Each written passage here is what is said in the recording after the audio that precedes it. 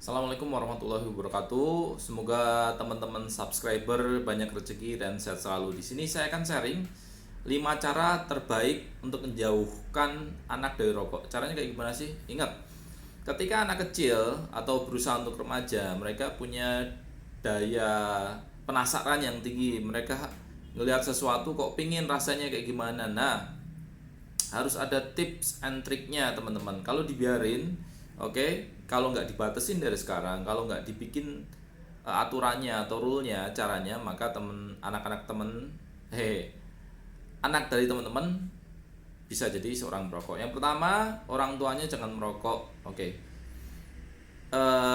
Di Universitas Washington itu orang tua yang perokok, maka anaknya berkemungkinan besar mencoba rokok di usia 13 tahun. Nah, lo. Jadi kalau teman-teman bapak ibunya, oke, nggak hanya bapaknya, kadang ibu-ibu juga ngerokok, di stop dulu kalau pengen anaknya nggak ngerokok. Karena orang tua adalah contoh, orang tua adalah suri teladan. Mungkin mereka kepikiran, bapakku aja ngerokok, masa aku nggak ngerokok. Oke.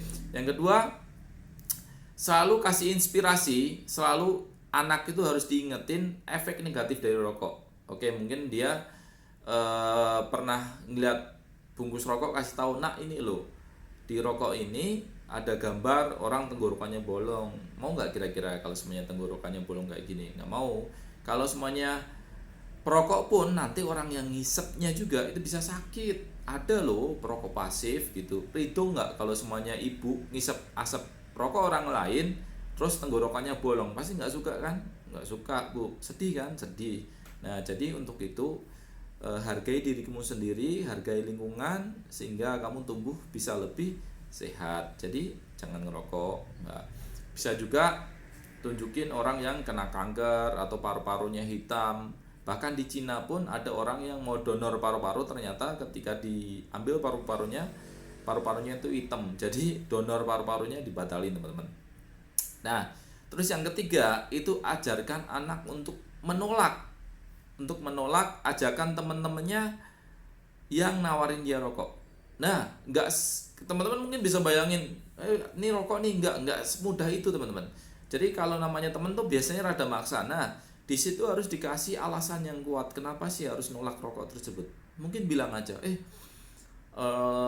aku tuh nggak suka sama bau rokok. Satu. Kalau belum kuat bilang, oke, kakekku atau saudaraku ada yang meninggal, pembuluh darahnya pecah, jadi aku nggak mau meninggal gara-gara rokok.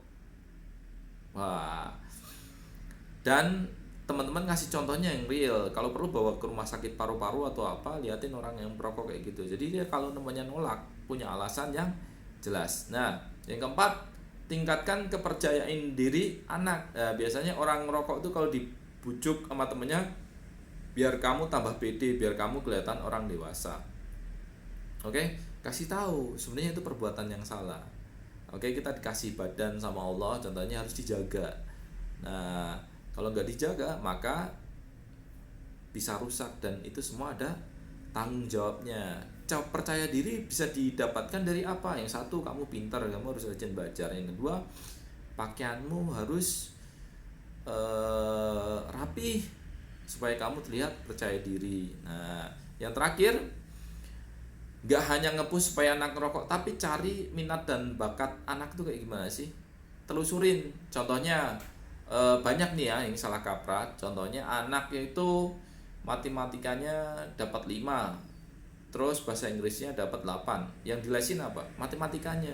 Harusnya yang dilesin itu yang terbaik di bidang dia. Bahasa Inggrisnya dilesin, tapi matematika cukuplah dengan nilai yang cukup, nggak usah bagus. Biasanya kalau matematika jelek anaknya nggak suka, justru dipres supaya anaknya bagus di matematika. Nggak perlu, cukup perbaiki aja nilai matematika, kemudian yang bidang dia bagus, contohnya bahasa Inggris, dilesin supaya dia dapat nilai yang terbaik. Terus dia hobinya apa? Contohnya dia hobinya sulap, ya udah suruh beli buku tentang sulap. Terus apalagi sulap bisa bikin anak percaya diri. Habis itu lihat konten-konten di YouTube tentang sulap.